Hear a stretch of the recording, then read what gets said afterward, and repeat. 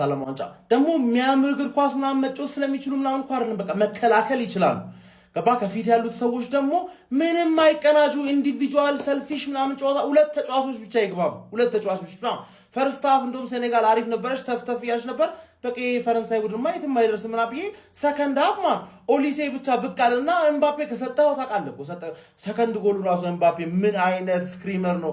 2-1 አረጉት ብዬ 94ኛ ደቂቃ ላይ ገና ተሳል ኤምባፔ ወዲያውኑ ተስፋ አስቆርጣቸው ማለት ገባ። ኦሊሴ ስንጥቅ ኤምባፔ ጎል ስንት ጎል ራሱ ኦሊሴ አንተ ሁለት ተጫዋች ብቻ አሪፍ ይሁን ከፊት ለፊት አምስት ያገቡባል። ሁለት አይደለም አምስት ያገቡባል። ዳያም ማን ነው የሚያቆመው ይሄን ቡድን? ስለዚህ ዲፌንስ ላይ ኡፓሜካኖና ሳሊባ አሉ። በመከራ ነው የምታልፈው በመከራ ነው። ኩንዴና ቲዮ ሄርናንዴዝ በመከራ ቱሚኒ ዲስትሮይ ያደርጋል አያቀብል ዲስትሮይ ያደርጋል አለቀ አታገባበትም። ከዛ ላይ እንደምንም ብሎ ኦሊሴ ለኤምባፔ ዴምቤሌ ብቻውን ሮጦ ዱዌ አጣጥፎ ገባረ ራቢዮ ለባርኮላ የሚገርም ጂፕ ፊኒሽ። ሁለት ተጫዋች ብቻ ከቻለ ለአንድ ሰከንድ አንድ ያገቡባል 1-0 ተሸነፋለህ። አንተ ታገባለህ ወይ ነው ጥያቄው። አንተ ታገባለህ ወይ? ፍራንስ ወርልድ ካፕ ፍራንስ ተመልሳለች። ወርልድ ካፕ ፍራንስ ነው ዘንድሮ አላሽ ሰዎች ነገርኳችሁ እኮ እናንተ አልሰማ ብላችሁ ነው እንጂ ዓለም ዋንጫው ዛሬ ነው የሚጀምረው። የሚገርም ጨዋታ ነው ሴኔጋል እና ፈረንሳይ እና በጣም የሚገርም ጨዋታ ነው። በተለይ ሰከንድ ሃፍ ማለት ነው ፍራንስ በቃ ለምን የዚህኛው ዓለም ዋንጫ እንደሚገባት ያሳየችበት ነው። የኦሊሴ እና የኤምባፔ አስባችሁታል። ፍሮንቱ ማማ እንደሆነ ታውቃላችሁ። ዱዌ ያለ ከዛ ዴምቤሌ ያለ ከዛ ኦሊሴ ያለ ከፊት ለፊታቸው ኤምባፔ ያለ አስባችሁታል። ምን ከዛ በኋላ ሳሊባና ኡፓሜካኖ ያሉ ተቀይሮ የገባው ማን እንደሆነ ታውቃላችሁ። ባርኮላና ፈኪር ናቸው። ፈኪር አልኩኝ ቸርኪ ነው የገባው። ቸርኪን ሳይሆን ማለት ነው ነቢል ፈኪር ነው ይመጣልኝ። እኔ ኳስ የምታውቁ ሰዎች በደምብ ታውቁታላችሁ ማን እንደሆነ። ብቻ እንግዲህ ጨዋታው 3-1 ተጠናቋል። ኤምባፔ የሚገርም ኳስ ነው መጨረሻ ላይ ያውላችሁ 90+5 ላይ ሴኔጋል አግብታ እንግዲህ ጨዋታው ያምራል ሲባል ማለት ነው የሚገርም በጣም ከሩቅ ኤምባፔ አገባው። ኤምባፔስ ጎል ቱዴይ ብላችሁ ሰርች አድርጋችሁት እኔ ልጅ ይመችኛል። 2022 ዓለም ዋንጫ ራሱ በቃ በጣም የዛኔ የሚገርም ፐርፎርማንስ ነበር። ብቻ ዓለም ዋንጫው ይቀጥላል። 10 ሰዓት ላይ አርጀንቲና አለች። እንግዲህ ዓለም ዋንጫው ዛሬ ነው የጀመረው። አረ ይሄ ልጅ ግን እንደ ልጅ ቀስ ብሎ ለምንድን ነው ማድረገው? ጀምአው የምሪን እኮ ነው የምላችሁና ገና ካሁኑ የፈረንሳይ ምን ጊዜም ጎል አግቢነቱን ተረከበ በቃ ኦሊቨር ጂሩ ጋር ነበር። ይሄው በዚህ እድሜው ተረከበ። ይሄ ልጅ እኮ ገና በዚህ ውድድር መክፈቻ ጨዋታ ላይ 2 ጎል ካስቆጠረ በቀጣይነት ምን ያህል ጎል ሊያስቆጥር ይችላል ጀምአው። በዚህ ላይ ደግሞ መጋቢዎቹ እነማን ናቸው? ኦሊሴ ልዩነት ፈጣሪ እሱ ነው። ማንዬ እንዴት አይነት ድንቅ ተጫዋች ነው!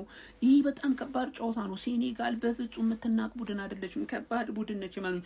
አሁንም ቢሆን በጣም ከከበዳት ምርጥ ሶስተኛ ሆና እንደምታልፍ ጥርጥር የለኝም ከዚህ ውድድር ላይ ማለት ነው። ግን ይሄንን ቡድን በእንደዚህ አይነት መልኩ ማሸነፍ መቻል ማለት በጣም ከባድ ነው። ታገሰ ማለት ነው። እንደዚህ አይነት ጨዋታዎችን ለማሸነፍ ጥራት ያላቸው ተጫዋቾች መስት ያስፈልጉሃልና እሱን የተመለከተበት ኦሊሴ አሲስቱ እንዴት አባቱ ነው የሚያምረው። ከዛ በተጨማሪ ጀለስ ደግሞ የሚያስቆጥራቸውን ጎል እያያችሁ ነው። ባርኪዮላ ተቀይሮ ገብቶ ምን እንዳረጋ እያያችሁት። ኦስማን ዴምቤሌ ያለው ቡድን ነው ይሄ።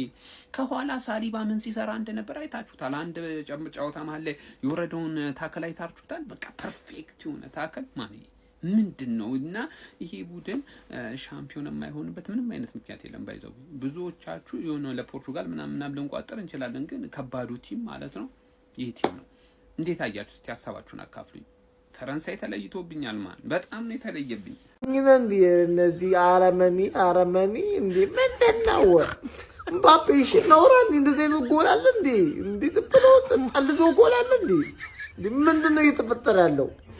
በቃ ይኸው ለሜሲ እንደሰጣችሁ ዓለም ዋንጫ ለኔም ስጡኝ። በቃ እኔ ሌላ ምንም መናገር እንፈልገው እንግዲህ ዓለም ዋንጫ ስጡኝ ብያለሁ። ይሄ ሮናልዶ ይሄ አላህን ፍሩ። ክሬዲት ልንሰጣት ይገባል። ማን ፈርስት ሃፍ ላይ ጽድት ያለ ጨዋታ ነበር ሲጮቱ የነበሩ ያ ደደብ ሳሬ የተባለ ሰው የሚግራር እንኳን ሳተባች። ኤምባፔ ወርልድ ካፕ ላይ ሲሄድ ሌላ ሰው ምን ሆነ ነው አንተ? ኧረ በስመ አብ ኧረ ይዞይ ኧረ ግሊች ነው። ምን አይነት ጎል ነው ያገባው እንዴ? ከዛ ጥግ ይመቷል። እስካሁን ወርልድ ካፕ ከተጀመረ ጀምሮ እኔ እንደዚህ አይነት የሚያምር ጎል አላየሁ። ማን አንተ ይዞይ ወርልድ ካፕ የሚል ነገር ከሰማ ማለት ነው ሌላ ሰው ነው የሚሆነው። ምን ሆነ ነው እንዴ? ሲጀመር ማለት ነው ፍራንስ መጀመሪያም የተበሉት ነገር ከቦታቸው ውጪ የተጫወቱ ስለነበር ማን ኦሊሴን እዛ ጋር በስትክክል አድርገው ምን አይነት ፓስ ነው ያደረገለት ኦሊሴ? ማን ኦሊሴ፣ ዴምቤሌ፣ ኤምባፔ ከነዚህ ጋር መጫወት ማን እንዴት ነው የምንጫወተው ከነዚህ ጋር? እንዴት ነው ፍራንስ የአንድ ዊክነሱ መሀል ብቻ ነው። ሌላ ሙሉ ለሙሉ ይችላሉ። በጣም ነው የሚችሉት። በስማ እኔ ፈራኋቸው። አረ በጌታ ስም አንተ ኤምባፔ ጤነኛ አይደለም። ወርልድ ካፕ የሚል ነገር እንዳታሰሙት።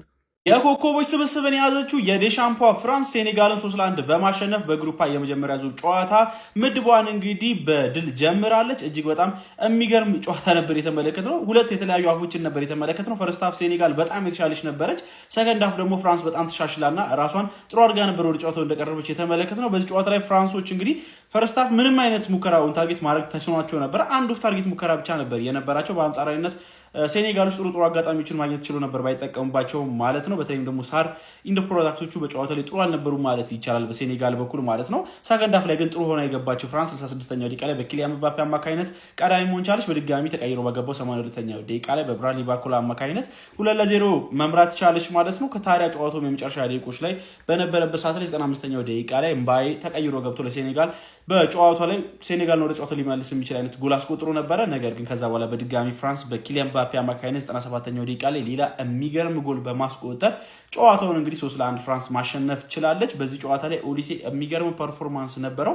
ራቢዮትም በጣም በጨዋታ ላይ ከተመቹን ተጫዋቾች መካከል አንዱ ነበረ። በተከላካይ መስመር ላይ የነበሩት አፖሜካኖ እንዲሁም ደግሞ ሳሊባም ጥሩ ሲንቀሳቀሱ ነበረ በጨዋታው ላይ። ኤኒዌይ ግን የኦሊሴ ስሩ ጎል ለኪሊያን ምባፔ ያደረገለት በአራት ተከላካዮች መሀል የሴኔጋልን የመከላከል አጥርን ጥቅጥቅ ብሎ ሲከላከሉ ስለነበረ አንሎክ ያደረገች ፓስ ነበረች እና የሚገርም ፊኒሽንግ ነበር ኪሊያን ምባፔ የሚያስመለከተን። ግን ጥሩ ፓስ ነበረ ከኦሊሴ የተመለከት ነው።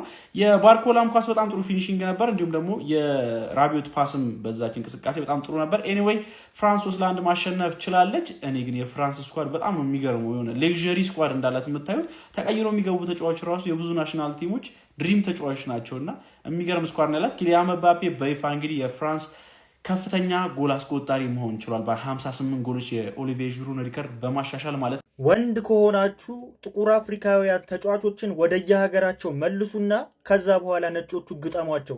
ዓለም ዋንጫን ካሳካችሁ ያኔ እናንተ ጎበዝ ናችሁ፣ አፍሪካውያኖችም ያኔ ምን ማድረግ እንደሚችሉ ያሳያችኋል ብሎ የተናገረው ጆዜ ሞሪኒዮ ነበር። ዛሬ በሁለቱም ቡድኖች መካከል ያየነው ምንድን ነው? የአፍሪካ ተጫዋቾች ለሌላ ሀገር የሚጫወቱና የአፍሪካ ተጫዋቾች ለራሳቸው ሀገር የሚጫወቱ ተጫዋቾች እርስ በርስ ተጋጥመው 3-1 ፈረንሳይ ያሸነፈች። በቃ ሌላ ምንም ነገር የለውም። አንድ ነገር ግን እንድታቁ የምፈልገው ማለት ነው ፈረንሳይ ዓለም ዋንጫውን ትበለዋለች። በቃ ምንም ይሄ ሁላችሁ ሳይታለም የተፈታ ነገር ነው። በቃ ሲጀምር ኤአይ ናቸው እንዳለ ኤአይ ናቸው። እንዴት ነው ቆይ ከኤአይ ጋር እንዴት ነው ሮቦት እኮ ናቸው። እንዴት ነው ከሮቦት ጋር የሆነ ስህተታቸውን ያስተካክሉና ከገቡ በቃ ምንም አትፈጥርም እንዴ? ይሄ ምንድን ነው ሙባፔ አይደብረውም እንዴ? ቆይ እንደኛ እኮ 2-1 ሆኑ ብለን ልንደሰት ነው እኮ በቃ አትሊስት የሆነ ነገር ይተኩ። ይሄ እኮ ጥይት እኮ ነው።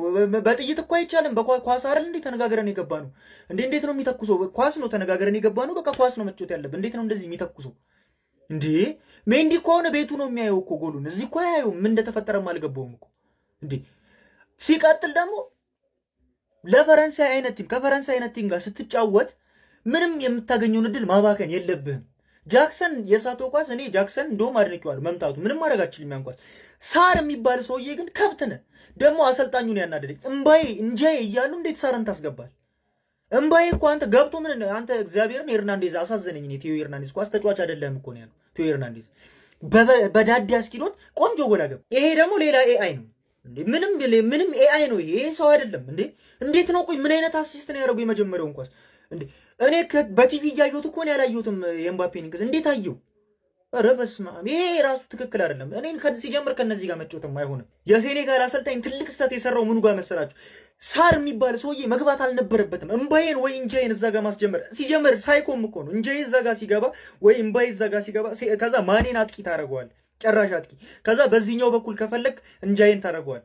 ሶስቱን እንደዚህ ካረክ ጃክሰንም ይስታል። ለእንደዚህ አይነት ጨዋታ አይሆንህም። በቃ ይስትብሃል ጃክሰንም ማለት። ስለዚህ እንትና ሳይዶ ማኒን እዛ ጋር ብታደርግ ያገባል ማኒ። በዚህኛው በኩል እንጃይን ታደርግና በላይኛው በኩል ደግሞ እምባይን ታደርግ። እምባዬ እንዴት ነው የሚችለው? 18 ዓመቱ እንዴ! እሱ ራሱ ሌላ ኤአይ ነው። ፋሚሊ ብዙዎች ይተቹታል፣ ግን ኪሊያን ለሀገሩ ገና በ18 ዓመቱ ነው የሚገባውን አስተዋጽኦ ያደረገው። ከሱ የሚጠበቀውን ኃላፊነቱን ተወጥቷል ብዬ ነው የማስበው። ከዚህ በኋላ ትርፍ ነገር ነው። አሁንም ቢሆን በሱ ደረጃ ፈረንሳይ አንድም ተጫዋች የላትም። አዎ በጣም ራስ ወዳድ ነው፣ ግለተኛ ነው ምናምን ይበሉ፣ ግን በሱ ብቃት ደረጃ አንድም ተጫዋች አጠሩልኝ። አንድም ከሱ አንጻር ሁሉም ጥበቃ ነው። እነ ኦሊሴ ምናምን ተስፋ ሰጪ ናቸው ምናምን፣ ግን ገና በእግር ኳስ ጅማሩ ላይ ናቸው። እንደ ሌሎቹ ባላንዶር አልወሰድም፣ ግን ለፈረንሳዮች የሚገባቸውን ሰጥቷቸዋል ገና በ18 ዓመቱ እና ዛሬ በጣም ነው ደስ ያለኝ። 2 ጎል አስቆጥሯል ለሀገሩ ፈረንሳይ።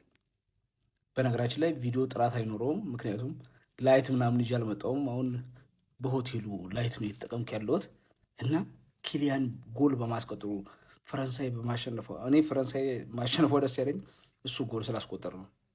በጣም ነው የምወደው። ባለፈው እንደምታውቁት ኢንተርቪው ጠቅላይ ሚኒስትር ምናምን ብትሆኑ ሲሉት እኔ ድሮም ሰው አይወደኝ ምናምን ብሎ ነበርና እየከፋው ነውና ያ ስለሆነ ዛሬ ተቾችን አፋቸውን አስይዟቸዋል። በጣም ነው ደስ ያለኝ። ኪሊያን የምትወዱ እስቲ ቪዲዮን ኮፒ ሊንክ ሪፖስት ላይክ አድርጉ። እየተሰማችሁን ደግሞ ኮሜንት ላይ አስቀምጡ። ሁላችሁንም በጣም አመሰግናለሁ። ቴንክ ዩ። ፐርሰናል አረገው በቃ ምባፔ የተፈጠረበት ነገር ይሄ ነው። ሐሜቱን ሰማና ፐርሰናል አድርጎታል። በቃ ምንም ማድረግ አይቻልም። ምን አይነት ጎን ያስቆጠረው ወይኔ ምን አይነት ደግሞ 9 ቁጥር እየሆነ ያለው ከኦሊሴ ጋር ተጣምሮ ወይኔ እኔ አላቅም። አሁን ምባፔ የፈረንሳይን ቶፕ ስኮረር ዛሬውን ተጋራ፣ ሪከርዱ ዛሬውን ሰበረ። በጅሩ ተይዞ የነበረው ማኑ ፓፓ እኔ አላቅም። በጣም አስፈሪ ፈረንሳይ ደግሞ ዲክታተሯ በጣም ጓብላለች። እንዴት እንደምትቆም አላቅም። ቤተሰብ መቋጠር አለብን። መፍራት አያስፈልግም። ከነሱ ነው ዋንጫ የወሰድነው እና ተጠብቀዋለሁ ልጅ ፓፓውቴ። እኔ እኮ ማስበው አሁን እንዴት ነው አርጀንቲና የምታቆመው የሚለውን ነገር ነው ያስብኩ ማየው ጨዋታውን ሳይገባሻ ፓፓ አንሰማም 10 ሰዓት ይቋጠራል ፋሚሊ። ወይኔ ድል ጨዋታው እኮ ኖርማል ነበር። መጀመሪያ በሰላም እየሄደ ነበረ። ሴኔጋል ተቋቁማ ነበረ። ነገሮች ሁሉ ሰላም። ችግሩ የመጣው ሰከንዳፍ ነው። ሰከንዳፍ አይኑር ሰከንዳፍ ይሰረዝ በቃ አልፋለች። በቃ ሴኔጋልማ ዘንድሮ ምናምን አፍኮን ላይ አየና ሴኔጋል ነበረች እኮ ሰከንዳፍ ቀይር ብላ የሆነ ሀገር ሆነች። ማንዬ ግን ጥሩ ተጫውተዋል። የምርና መናገር ጥሩ ተጫውተዋል። ፈረንሳይ ያው ሰከንዳፍ ምባፔ ምንድን ነው ያገባው? በመዳን ዲዜሬ ደዌ ከየት ሮጦ እንደመጣ ብቻ ቼክ አድርጉ እስኪ።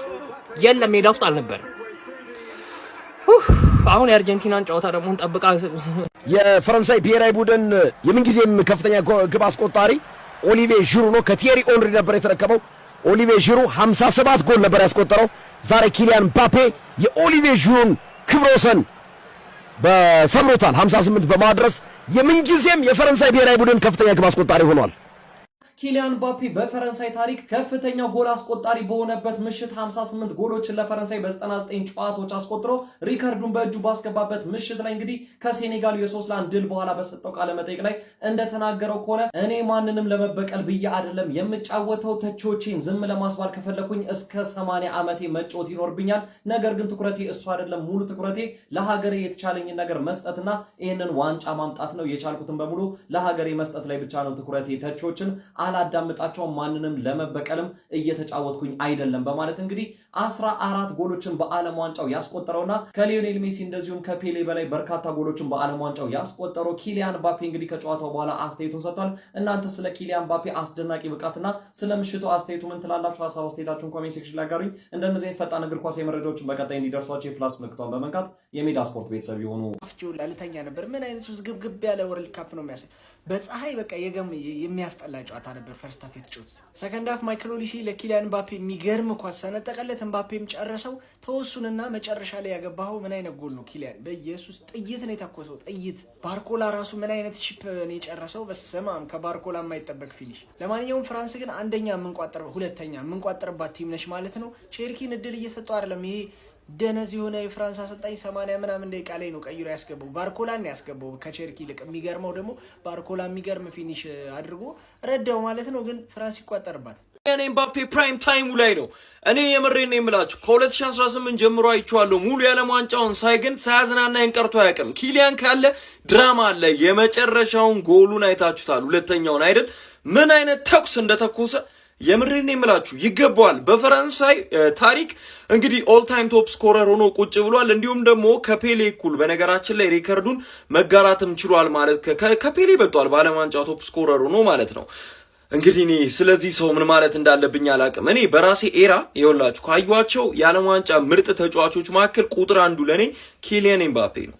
እጅግ በጣም አስደናቂ አኒማል ሆኖ ነው የሚመጣው በነገራችን ላይ የዓለም ዋንጫ ሰዓት ላይ እና በጣም ነው የሚያዝናናኝ። እያንዳንዱ ተቾቹ የሆነ የሚያስደነግጡ አይነት ተጫዋች አለ አይደል? በዓለም ዋንጫ ሰዓት ላይ ኪኪ እንዲህ ነው በቃ ነገሮችን በምን አይነት ቅጽበት መለወጥ እንዳለበት ያውቃል። ኤኒዌይስ እኔ ኪሊያንን ላይክ ልጠላው አልችልም። በጣም ነው የምወደው ጋይዝ። ይኸውላችሁ እፈራዋለሁ፣ እወደዋለሁ በቃ ላይክ እኔ ይሄንን ነው ልገልጸው የምችለው እና ኪኪ ይለያል ጋይስ። ይኸውላችሁ ዛሬ 2 ጎሎችን አስቆጥሯል። ፍራንስ ምን አይነት አስፈሪ ቡድን እንደሆነች ዛሬ አስመለከተች ይመስለኛል። ሴኔጋል አሪፍ ሆና ነው ባይዘው የተሸነፈችው በፍራንስ። ላይክ የኦሊሴን ቪዥን ተመልክታችኋል፣ ፓሱን አይታችኋል።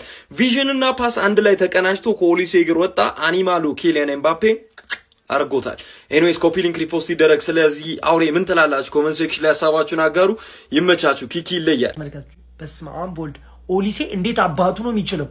እንዴት ነው የሚችለው? ኳስ ምን አይነት እንቅስቃሴ፣ ምን አይነት ፎር እምባፔ የሆነ ኳስ ስተህበታል አይቼዋለሁ፣ እንዴት እንዳንገበገበኝ የሚገርም ኳስ ሰጥቶት። ከዛና ባርኮላ አግብቶ ማግባት የማይችል ልጅ አገባ ራሱ ዛሬ ገና ተቀይሮ ከመግባቱ።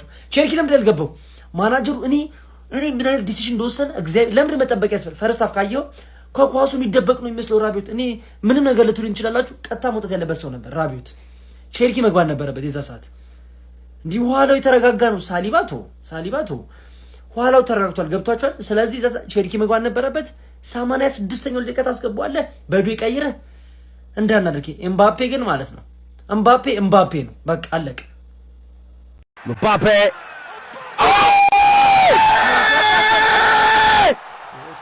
ግላም ኤምባፔ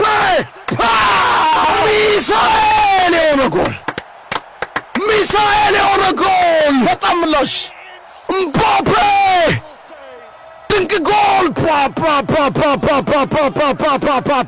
አንድ ደቂቃ ውስጥ ምን አይነት ጎል ነው?